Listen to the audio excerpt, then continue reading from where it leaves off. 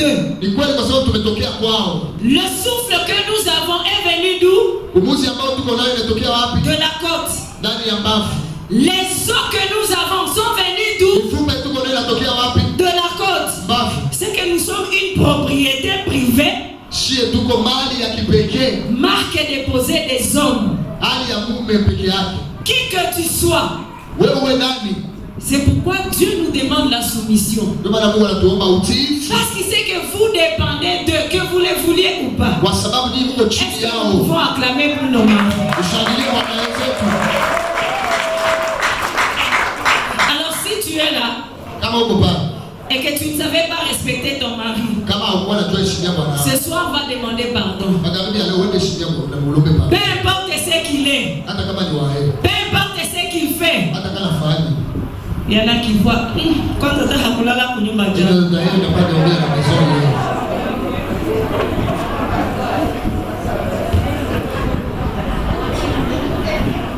oui, Hakulala Kunyumba, c'est vrai. Il n'a pas passé à la maison Dieu. Ça fait mal.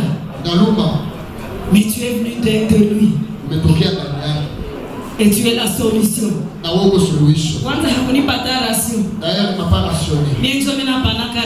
moi qui donne l'argent dans la maison.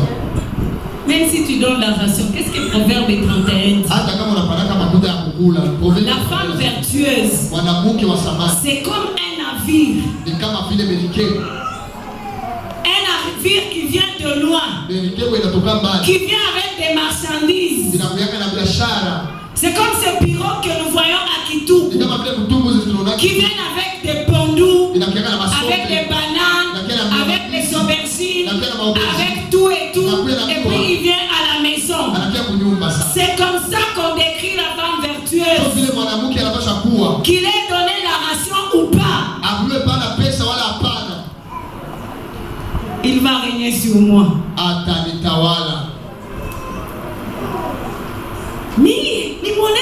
Moi, que je lui montre. Que je lui montre mon argent. Notre lectrice va nous aider à lire. 1 Timothée chapitre 2 verset 10 à 15. Lisons le Seigneur. Katika imani na upendo na utakaso pamoja na moyo wa kiasi, ou bien quand elle va demeurer dans la maîtrise de soi et dans la capacité de garder les secrets. Maintenant, Dieu a mis les limites. Ça veut dire que tout ce que la femme doit faire doit être déterminé par l'homme. Elle ne fera rien sans l'homme. Et cette parole va jusqu'aujourd'hui, jusqu'à cette génération et jusqu'à la génération à venir. Et lorsque Paul commence à enseigner, il vient encore en disant, cette femme qui est limitée, elle ne doit pas prêcher, elle ne doit pas prendre autorité, elle doit écouter l'instruction, elle doit aller écouter, elle doit être instruite à la maison. Mais il dit, cette femme à qui il a été dit que l'homme va te dominer, alors qu'au commencement il a été dit qu'elle aussi va dominer les animaux des champs, mais qui a été limité. Il y a une porte de sortie. Il y a une porte de sortie pour toute femme qui va comprendre. Je veux te dire, ma soeur, peu importe les domaines dans lesquels tu travailles, que ce soit dans les affaires, que ce soit dans les travaux séculiers, tu ne sauras pas avancer si tu n'appliques pas ce que Paul a dit. On dit néanmoins elle sera sauvée en devenant mère. Lorsque nous parlons de la mère, hier nous avons dit que la mère a la capacité d'éduquer. La mère, ce n'est pas celle qui enfante. La mère, des enfants chaque année, quand tu fais des enfants et que tu ne peux pas les éduquer, tu es loin d'être une mère. C'est comme ça que nous voyons des femmes. Elle a fait des enfants parce que monsieur son mari se comporte comme elle ne veut pas. Elle laisse les enfants et les maris et va chercher un autre problème. Tu n'es pas une mère. Il y a des femmes célibataires qui n'ont jamais enfanté, mais qui sont des mères. Alors nous allons voir la caractéristique de la mère. Maintenant, celle qui sera sauvée, celle qui sera sans limite. La Bible dit qu'il faut qu'elle persévère dans l'amour. Elle doit persévérer dans l'amour. Pourquoi dans l'amour? La femme naturellement elle aime. Mais la femme aime deux choses dans sa vie. Ou elle aime deux personnes dans sa vie. Elle aime son mari et elle aime ses enfants. Les enfants qu'elle a accouchés. Point barre. C'est pourquoi elle peut élever les enfants de son frère et taxer les enfants de son frère des sorciers. Même si ses propres enfants sont mal éduqués, ce sont les autres enfants de la maison qui sont mal éduqués. Même si elle peut faire du bien aux autres, c'est seulement ses enfants. Mais il faut que tu arrives à étendre l'amour au niveau où Jésus a dit: aime ton prochain comme tu t'aimes toi-même. Comme tu n'es pas encore capable d'aimer tous les enfants de la même manière, tu seras limité. Alléluia. Alléluia. Ça demande qu'on puisse aimer les brebis. En tant que femme qui se tient devant vous, de vous aimer comme elle aime ses enfants.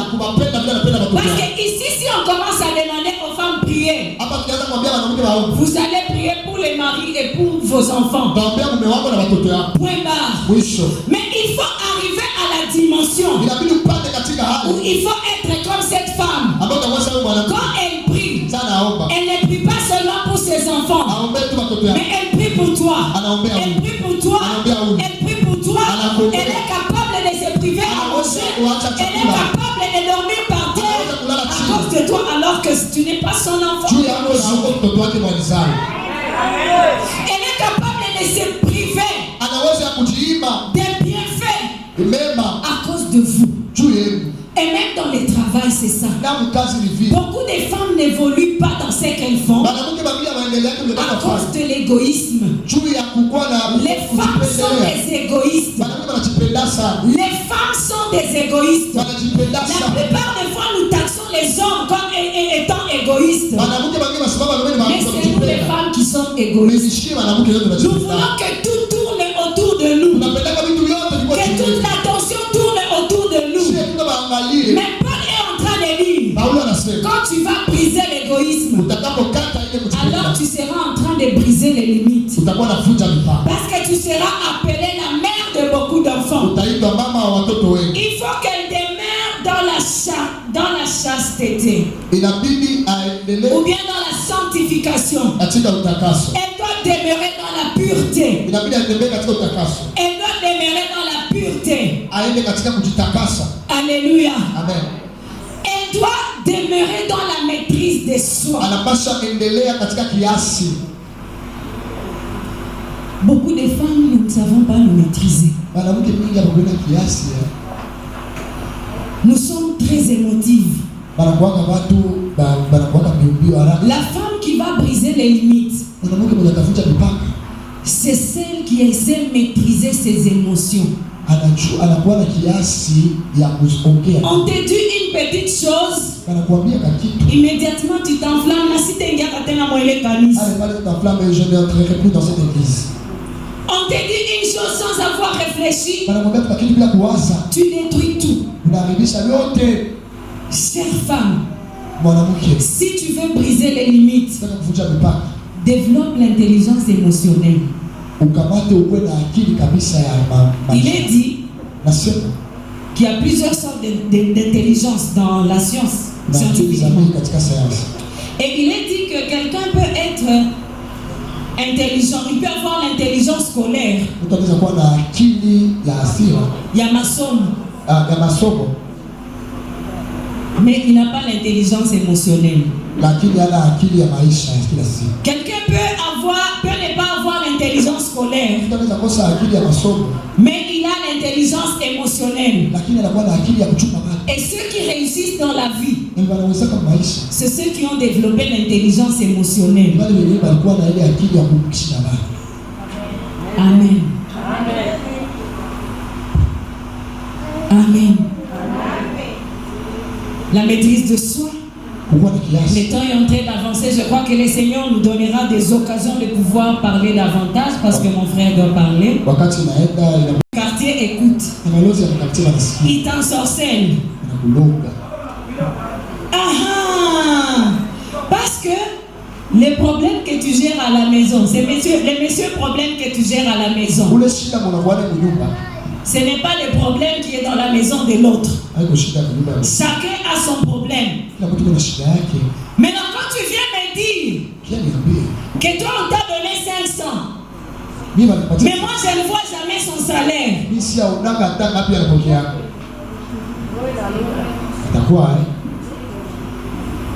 qu'est-ce que tu veux?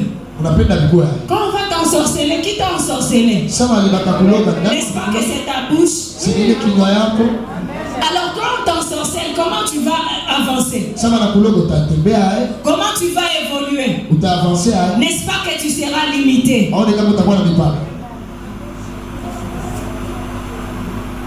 Pasteur, venez parler aux hommes. Et puis il y aura des questions et nous allons continuer.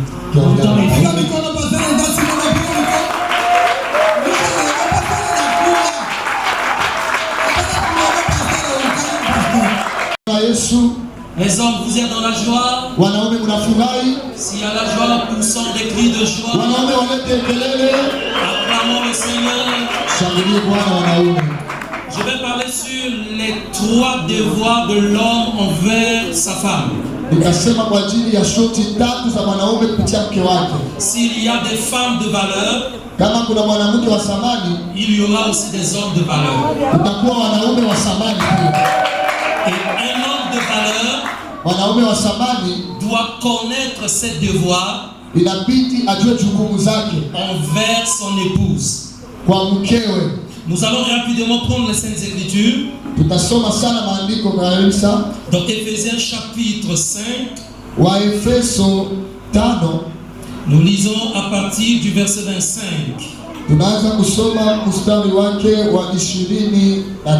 Éphésiens 5, 25. Je donne la lecture au nom de Jésus, que quelqu'un dise Amen. Marie, aimez vos femmes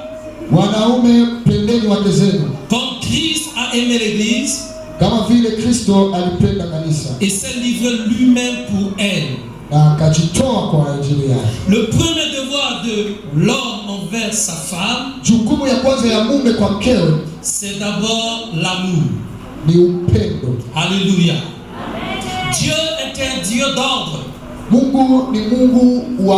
pas le Dieu de confusion. La Bible, c'est un livre de précision. Elle nous montre comment nous devons nous comporter. Elle nous montre notre rôle. Et elle nous montre également notre devoir. Aux hommes, Dieu dit ceci: aimez vos femmes comme Christ a aimé son Église et il s'est livré lui-même pour elle. Homme, retiens ceci: ta femme n'est pas ton adversaire. Je le répète encore, ta femme n'est pas ton ennemi. Ta femme est ta côte.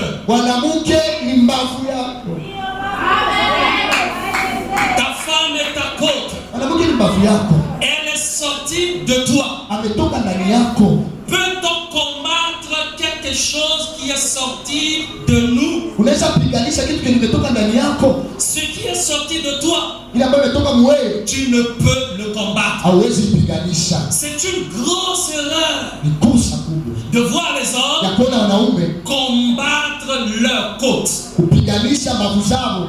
La première fois où Adam a vu Ève, wakati ya kwanza Adamu aliona Eva, il a prophétisé. alitabiri. Adam fut le premier prophète. Adamu ndiye alikuwa nabii wa kwanza. Il a vu Ève directement. Alimuona Eva tu wa kwanza. Il a dit, akasema, voici, tazama, l'os, mfupa et la chair. na nyama. Dites-le bien avec conviction. Sema bien. Voici l'os, tazama, mfupa et la chair. na nyama. La femme, c'est ton os. Mwanamke ni nyama, mfupa yako. Elle est ta chair. Yeye ni nyama yako. Tu n'as aucune raison de la combattre. Hauwezi kupiganisha. Quand tu combats une femme, wakati ukipiganisha mwanamke, tu te combats toi-même. unajipiganisha wewe peke. Alléluia. Et le devoir que Dieu attend de toi na jukumu Mungu anachunga kwako envers ta femme, banapenda baone mke wako, c'est l'amour. juu ya mke wako ni upendo. Il dit, Anasema aime ta femme. penda mke wako. Il n'a pas dit, Akusema aime ta femme penda mke wako parce qu'elle est soumise. juu anakutii. Ici, il n'y a pas une condition. Hapa hakuna shurti. L'amour de Dieu, l'amour que Paul demande aux hommes de donner aux femmes, Upendo yenye Paulo anaomba wanaume wapende wake zao n'a pas de condition. haina shurti. Il n'a pas dit, Akusema si ta femme est soumise, kama mwanamke wako anakutii, aime-la. umpende. Si elle te chauffe de l'eau, Kama anakusumbua, aime-la. kama anakutiliama, Si mpende. elle te sert le repas à midi, Kama anakupatia chakula mchana, aime-la. pende. Non. Hapana. Dieu a dit seulement alors Unasema tu kwa mwanaume, d'aimer sa femme. penda mke wako. L'arme qui change la femme, Na ni silaha ambayo inambadilisha mwanamke, que Dieu a donné alors, ambayo Mungu alipatia mwanaume, c'est l'amour. pendo. L'amour est capable Upendo ina uwezo de briser une femme rebelle. ya kuvunja mwanamke ambaye ni mwasi. L'amour est capable Upendo ina uwezo de changer l'attitude d'une femme ya kubadilisha insoumise. hatua ya mwanamke ambaye kwake wakutii. Les hommes qui discutent avec les femmes, Wanaume wanakuwa bishana na wake zao, ils perdent leur temps. wanapoteza wakati, Ils perdent leur temps. wanajipotezea wakati. Au lieu de discuter, Bali ubishane, donne-lui l'amour. upatie upendo tu, Donne-lui de l'amour. upende tu.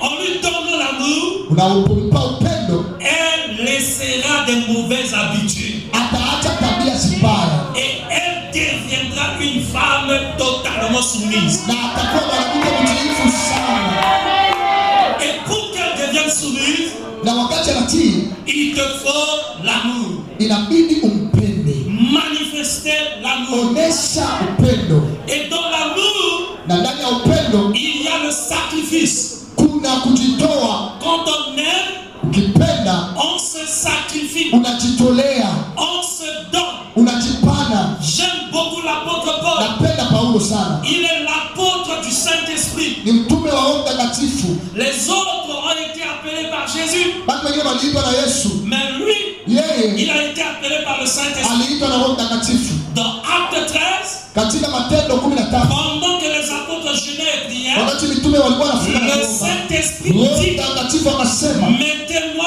à part munitilie kando Paul et Barnabas. Paulo na Barnaba. Les 11 furent appelés par Jésus. 11 waliitwa na Yesu, Mais Paul a été appelé par le Saint-Esprit. Paulo aliitwa na Roho Mtakatifu. À l'église, Kanisa nous avons les apôtres de Jésus. na wa mitume wa Yesu, Nous avons aussi les apôtres du Saint-Esprit. tuna wa mitume wa Roho Mtakatifu. Ça passe. Napita, Vous me saisissez. unasikia? Mais regardez ce que Paul va nous dire ici. Sikia vile Paulo anasema hapa. Que Jésus a aimé l'église.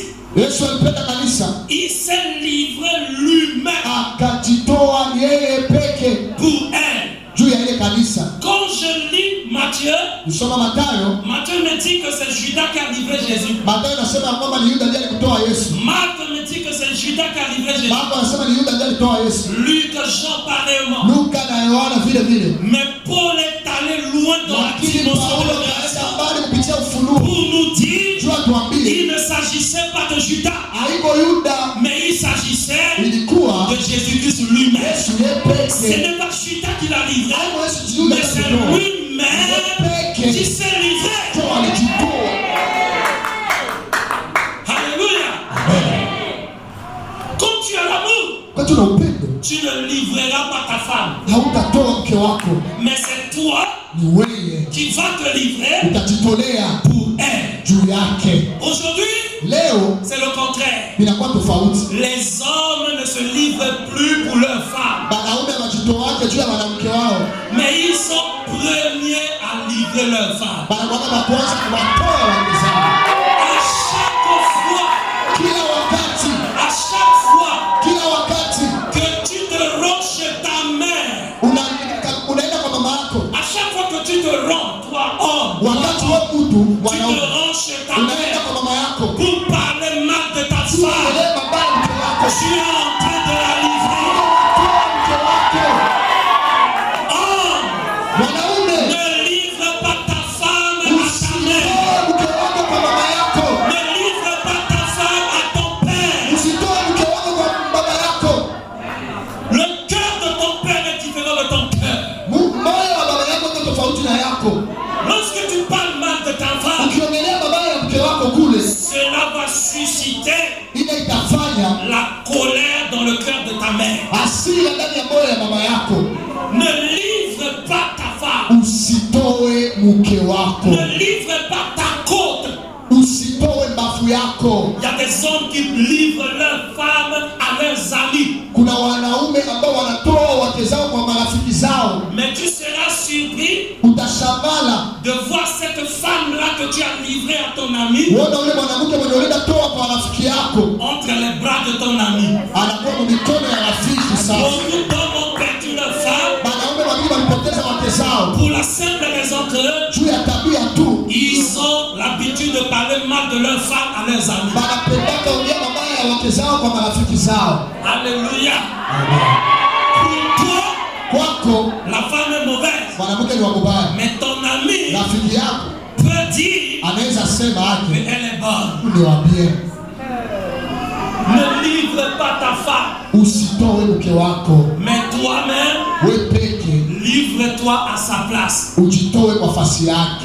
Défends-la en public et conseille-la en privé. Je suis un missionnaire. J'ai été dans des maisons des gens. Il y a des moments où Dieu me permet de vivre dans les maisons des gens. Et j'ai toujours été surpris de la façon dont je vois les hommes parler à leurs femmes. Un pasteur m'a étonné.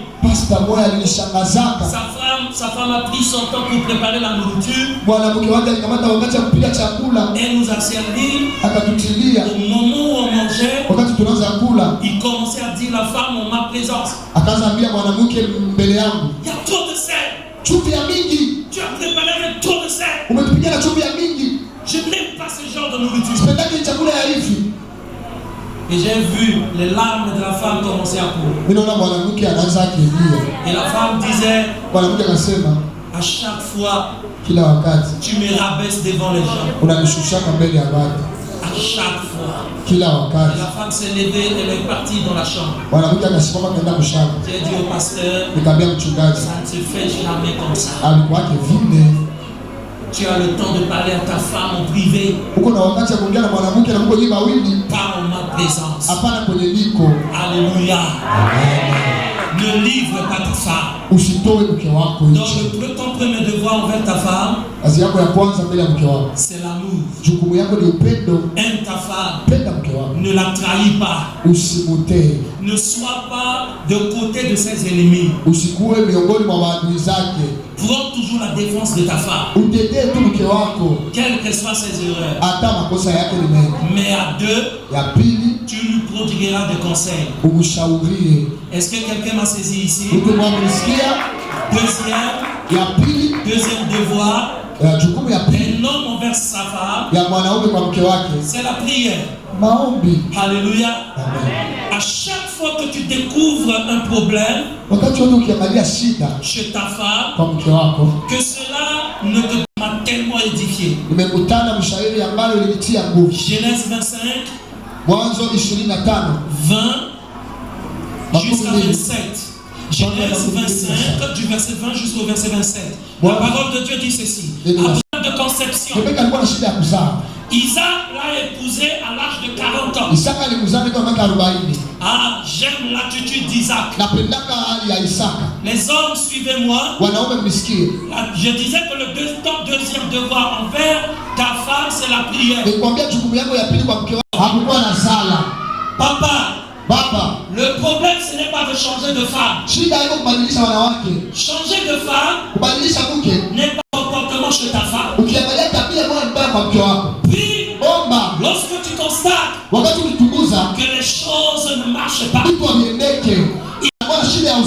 mais Abraham a accepté d'épouser une deuxième femme.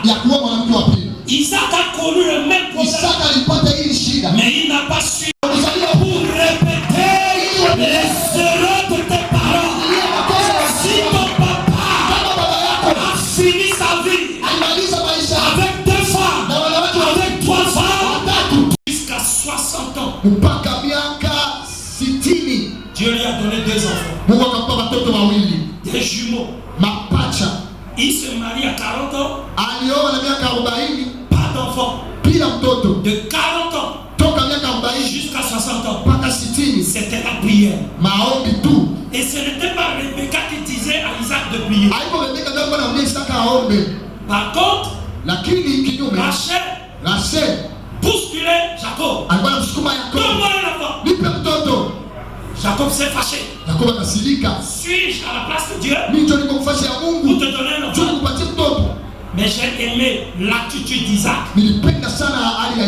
Cette année, homme, prenez la décision de ne pas fonctionner comme vos pères. Tu n'es pas obligé de faire comme tous les hommes. À chaque fois que tu constates la faiblesse de ta femme, amène ça devant Dieu. Prie pour elle. Le Dieu de changement interviendra et tu verras le résultat. Le dernier devoir pour finir, c'est de veiller. Un homme doit veiller sur sa femme. La vie en couple ne se limite pas à la dot et au mariage. Et on appelle ça quoi? L'huile de miel. Ça ne se limite pas là. Après la dot, le mariage, l'huile de miel, tu as encore une chose à faire. Tu dois veiller sur ta femme. Ce n'est pas à la femme de veiller sur toi, mais c'est à toi de veiller sur elle. Je crois que Pasteur Adassa m'a déjà précédé ici. Le serpent a réussi à séduire Ève parce que Adam ne veillait pas. Adam était occupé. Papa, si tu ne règles pas le problème d'occupation, ta femme sera séduite par un homme un jour. Les hommes d'aujourd'hui sont occupés. Occupés toute la journée. Et quand il rentre à la maison, il n'a pas le temps pour sa femme. La maladie des hommes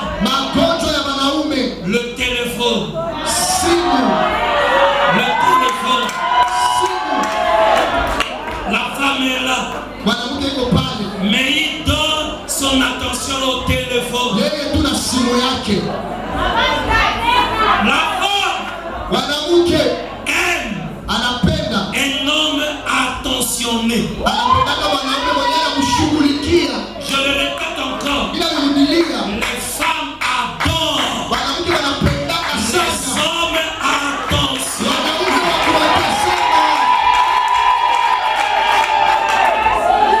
Si tu n'es pas attentionné, un serpent s'introduira dans ton foyer. Un serpent va s'introduire dans ta zone. Le serpent n'a pas peur. Il est rusé. C'est l'animal le plus sage et le plus intelligent du jardin. Il parlait bien. Il savait poser des questions. J'ai compris une chose avec beaucoup de personnes se marient pas par la volonté de Dieu, mais par l'intimité. Je vais vous dire quelque chose. Lorsqu'un homme cause beaucoup avec une femme, il tombera amoureux de cette femme. Même s'il n'a pas l'intention d'aimer la femme, mais l'intimité va provoquer que cet homme se décide d'épouser cette femme. Fais attention à celui qui parle beaucoup à ta femme à ton absence. Qui parle beaucoup à ta femme. J'aggrave les choses. Si ta femme était ici, tu allais peut-être vers elle pour lui dire, maman, pendant mon absence à la maison, tu causes souvent avec qui? Bon, si elle n'est pas ici, tu peux lui poser cette question dès que tu seras à la maison. Plus ta femme écoute une personne, elle tombera amoureuse de cette personne. Ne soyez pas étonnés. Vous embauchez un gardien, mais c'est le gardien qui est en train de faire.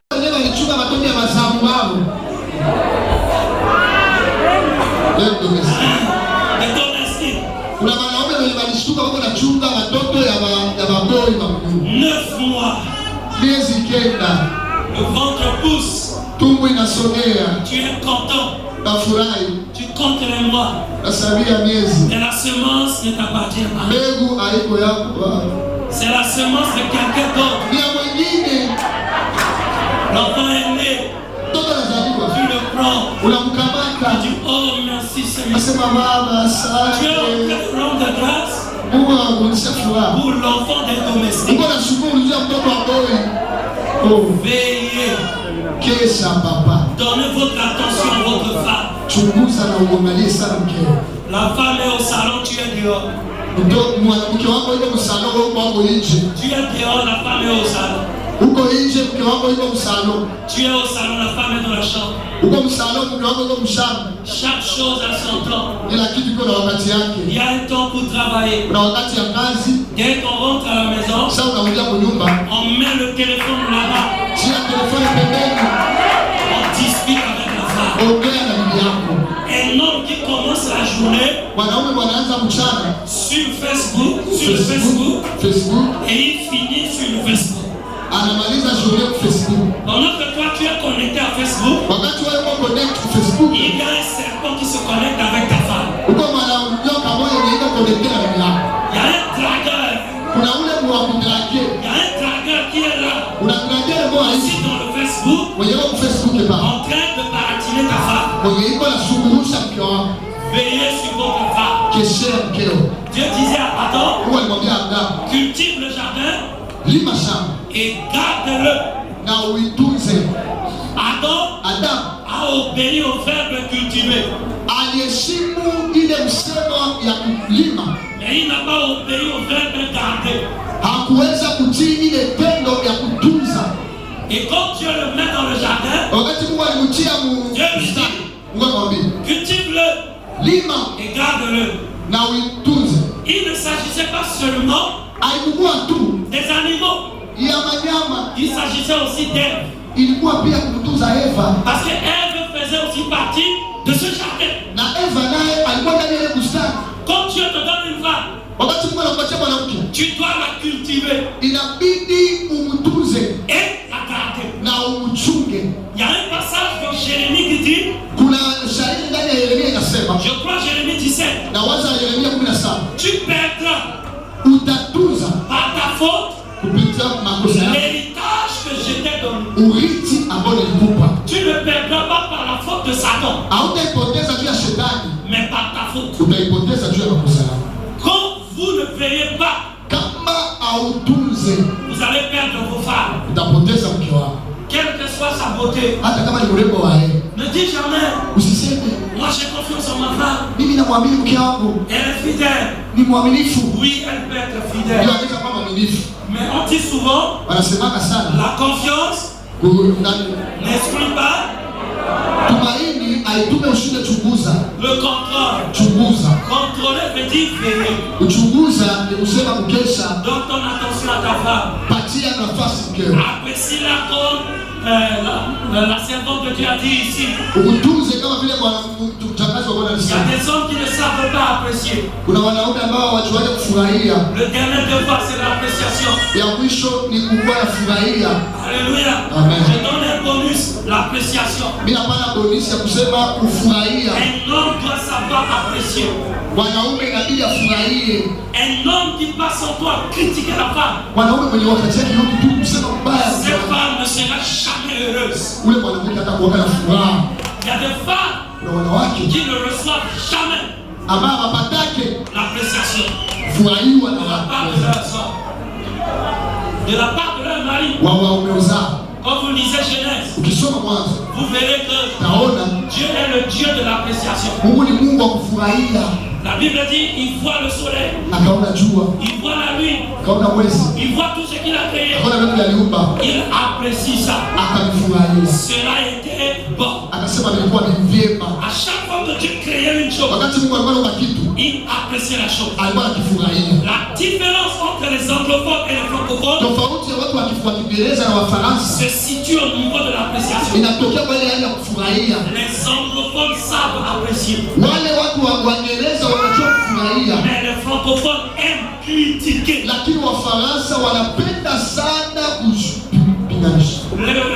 Je crois les 7 ans que j'ai passé chez les anglophones, je n'ai jamais écouté un anglophone critiquer. Même si tu passes un examen d'anglais, tu échoues. À la fin, tu vois des gens qui viennent. Félicitations. Prochainement, ça va marcher. Courage. Ne baisse pas les bras. Mais chez nous, les francophones, une petite erreur. Enfant, tu es belle. Aujourd'hui, tu es bien habillé.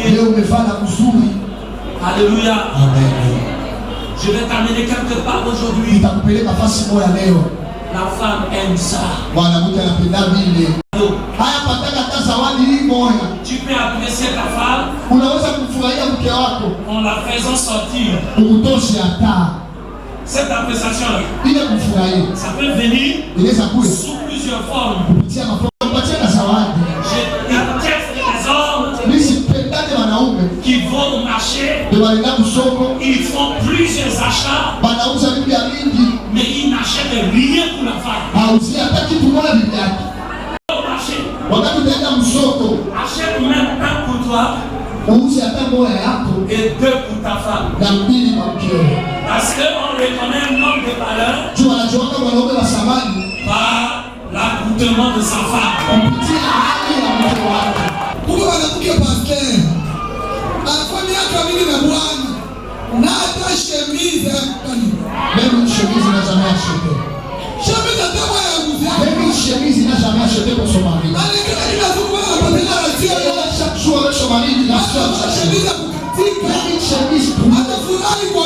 Elle est contente. Proverbe 31. Verset 6 à 10. Une femme vertueuse, elle fait respecter son mari. Il y a d'autres maris qui ne sont pas respectés par d'autres femmes à cause de leur femme. Oui, maman. Toi, maman, femme de valeur. Ton mari est méprisé aujourd'hui à cause de ton comportement. Toi, femme, tu sors. Tu prends au snap-pas. Tu te lèves pour te fondre bien. Tu bois les biens. Avec d'autres hommes, d'autres femmes. Ils font mépriser les hommes à cause de leur accoutrement, à cause de leur comportement. Pasteur, est-ce que vous me comprenez? Je vais revenir pour les femmes. Ma question.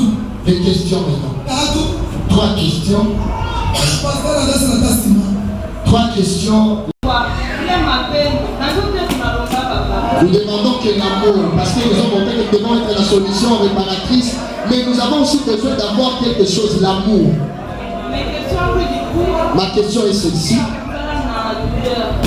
À cause de l'enfantement avec douleur.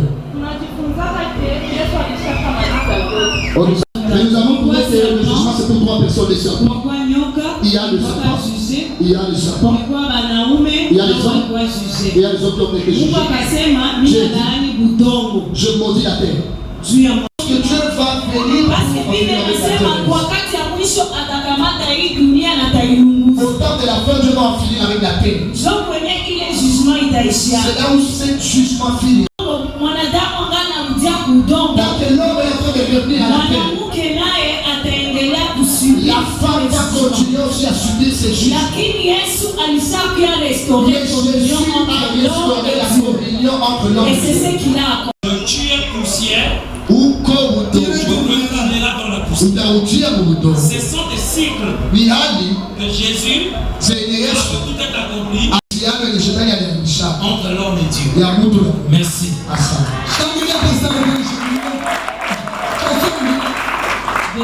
Soyez appuyés. Amen. Même si je suis venu en retard, je vais poser. Il ne savent pas encourager. Parce que il ne savent pas reconnaître nos efforts. Mais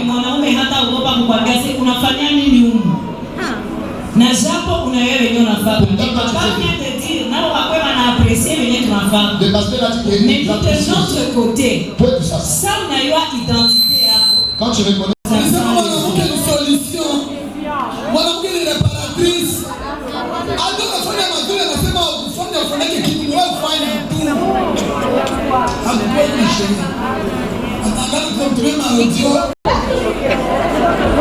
c'est la même question aussi pour les femmes, parce que si beaucoup de femmes ne reçoivent pas des cadeaux de leur mari, c'est pas côté qu'il faut apprendre à apprécier. Si je suis la femme, j'amène un cadeau à l'homme et le courage d'apprécier, même si Hawipedi vois quand même la volonté, apprécie la volonté de celui qui a donné. Ma soeur, je sais que c'est difficile, Seigneur, on a des cadeaux, Léo, on a des cadeaux, la question, on a des cadeaux, bon, on a choqué, mais nous, on a dit tout. Il y a des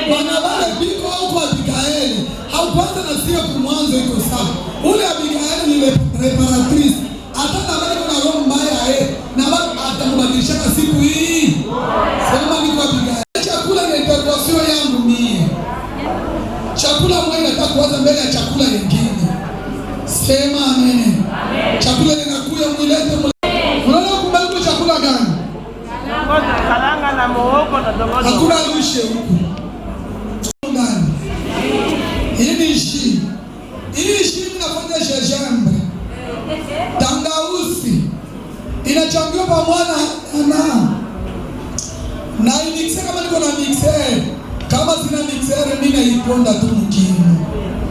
Ni chakula kupatia nani? Baba. Lazima mwanamke mingi acha fujo. Ukaleta fujo bila kaja. Anaanza na msoko anauza kila kitu. kitu. Apige chakula yake mjejembe. Mwanamke wote unajua kupiga chakula jejembe juu ya mwanaume mgongo kumsumbua. Gunde kidogo papaji. Kuna kidogo gunde. Mgongo unasumbua mwanamke sana, wanaume sana. Sasa wanamke wanajipeleka mwanangu ana nguvu. Mpizini ya mama. Anajipeleka wanangu pate papa mwingine pate papa jina. Pate shamada kidogo. Anasema mwanangu ana nguvu. Mbona hajui kumchangia mchango na chakula. Unafahamu ndio unamsikia? Unasema kutoka pasi kitaka kipiki. Chakula gani hili? Anana tu na nini Solange?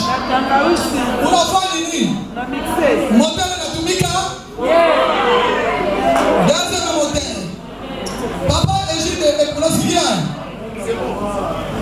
Unaona ni bien? Basa leo ametia wana, batia wana. Mama yao ni kama tunatia yangu ya pili. Unaona batia yangu ya pili. Ni nini mama amesema kwa mikro? Haleluya. Dongo nasaidia. Inachanganywa na nini? Inachanganywa ndani asali. Sawa. Sema mimi nasema hivi dongo inachanganywa ndani nini?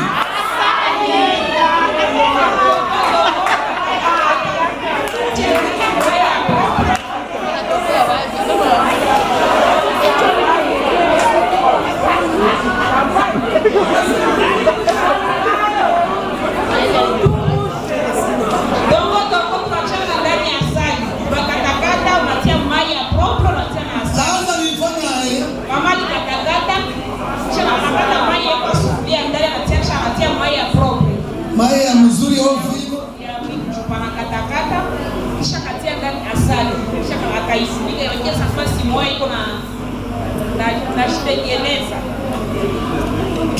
kisha kazi ya idongo kwa mwanamke mwenyewe anakoka kukauka nasikia yake mtamu.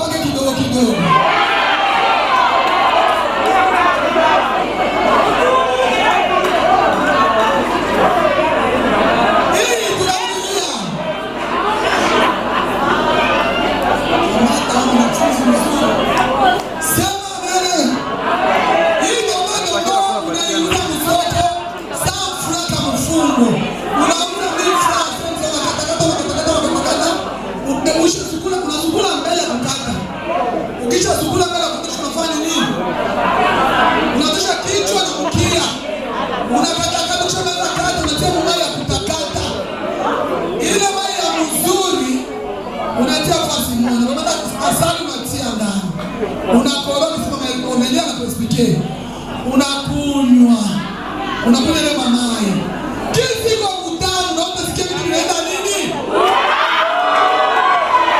Sema amen. Papa naye anatumia kwa kula. Choni papa anakula. Sperme iwe bien. Iwe na vitamini. Na mama ni batakana kwa tabakabulia tena na upako. Na ngilo utakula ni kuzini ya mama.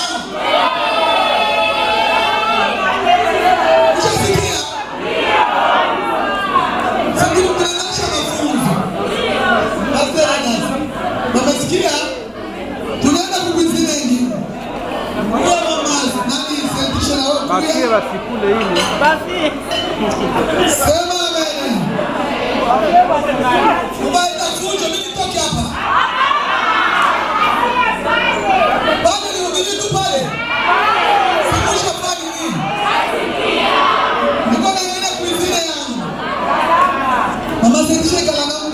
wapi? Wala sikiwe. Ikalanga kukuza msoko. Kisha tukaika ndo tukalobeka kumai. Ape tulipeka kumai, tukatosha kumai kwenye kwa. Kalanga iliuziwa tu msoko. Inalobekiwa mumai. Juu ipande hivi na kalanga mzuri ya Kindu. Tunaitia munini mumai? Mumai inapanda. Na hii ni nini? Hii ni muhogo. Muhogo wa nini? Inatoka tuliuza kutokea kwa wale baki ya Kindu. Inatokea Kindu, kwa Kindu. Sema sasa, kazi yangu nini? Hii muhogo kazi yangu. Tunaitaka tumeleweka? Tulitengeneza hapo tukakula mia tukatia kuongeza kumai. Sasa unapenda. Unaweza fanya usubuhi wala mama premi ndiza kuya unaelekea papa mumai. Hii muhogo na hii kalanga haiko yako. Ni ya nani? Ile shida unapata kausi ni ya nani? Hii muhogo na kalanga. Sema amen. Unaifanya juu ya nini? Unasaidisha sema. Unaifanya juu ya baba. Juu ya nini? Hii inasaidia baba.